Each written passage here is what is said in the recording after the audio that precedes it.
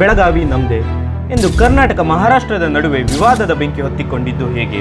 ಅಂದು ರಕ್ತ ಹರಿಸಿದ ಈ ಗಡಿ ಕದನದ ಕಥೆ ಏನು?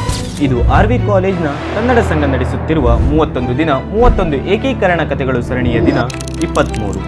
1960ರ ದಶಕದಲ್ಲಿ ಮೈಸೂರು ರಾಜ್ಯವು ಮಹಾರಾಷ್ಟ್ರದೊಂದಿಗೆ ಬೆಳಗಾವಿ ಗಡಿ ವಿವಾದದಿಂದಾಗಿ ತೀವ್ರ ಸಂಘರ್ಷವನ್ನು ಎದುರಿಸಬೇಕಾಯಿತು.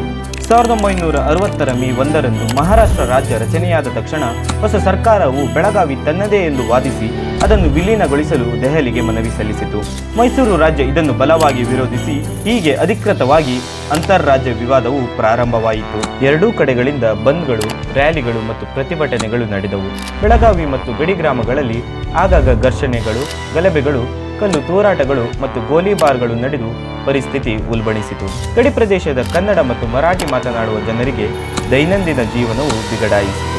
ಮಹಾರಾಷ್ಟ್ರದಲ್ಲಿ ಸಂಯುಕ್ತ ಮಹಾರಾಷ್ಟ್ರ ಪರಿಷತ್ ಮತ್ತು ಮಹಾರಾಷ್ಟ್ರ ಏಕೀಕರಣ ಸಮಿತಿ ಬೆಳಗಾವ್ ಆಮ್ಚಾ ಆಹೆ, ಅಂದರೆ ಬೆಳಗಾವಿ ನಮ್ಮದು ಎಂದು ಘೋಷಿಸಿದವು. ಮರಾಠಿ ಪತ್ರಿಕೆಗಳು ಪ್ರತಿದಿನ ಬೆಳಗಾವಿಯನ್ನು ಆಕ್ರಮಿತ ಪ್ರದೇಶ ಎಂದು ಕರೆದು ಅಭಿಯಾನ ನಡೆಸಿದವು.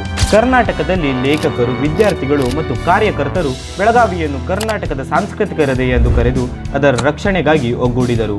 ಈ ವಿವಾದವನ್ನು ಬಗೆಹರಿಸಲು ಕೇಂದ್ರ ಸರ್ಕಾರವು 1966ರಲ್ಲಿ ಮಾಜಿ ಸಿಜೆಐ ಮಹರ್ಚಂದ್ ಮಹಾಜನ್ ಅವರ ನೇತೃತ್ವದಲ್ಲಿ ಮಹಾಜನ್ ಆಯೋಗವನ್ನು ನೇಮಿಸಿತು.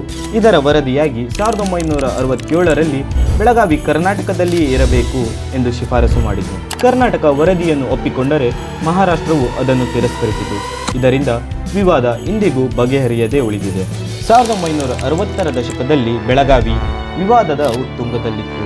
ನೆಹರು ಈ ವಿಷಯವನ್ನು ಕಾಗದದ ಮೇಲೆ ಮುಕ್ತಾಯಗೊಳಿಸಿದ್ದರೂ ವಾಸ್ತವದಲ್ಲಿ ಇದು ಇಂದಿಗೂ ಜೀವಂತವಾಗಿಯೇ ಉಳಿದಿದೆ. ಆಡಳಿತಾತ್ಮಕ ಮತ್ತು ಗಡಿ ವಿವಾದಗಳ ನಡುವೆಯೇ ಮೈಸೂರು ಸರ್ಕಾರವು 1962ರಲ್ಲಿ ನವೆಂಬರ್ 1ರಂದು ಕರ್ನಾಟಕದ ಎಲ್ಲ ಜನರು ಒಟ್ಟಾಗಿ ಆಚರಿಸುವ ಒಂದು ಅಧಿಕೃತ ರಾಜ್ಯ ಮಟ್ಟದ ಉತ್ಸವವನ್ನು ಪ್ರಾರಂಭಿಸಿತು. ಆ ಉತ್ಸವದ ಹೆಸರೇನು? ಕಮೆಂಟ್ನಲ್ಲಿ ಉತ್ತರಿಸಿ. ಧನ್ಯವಾದಗಳು.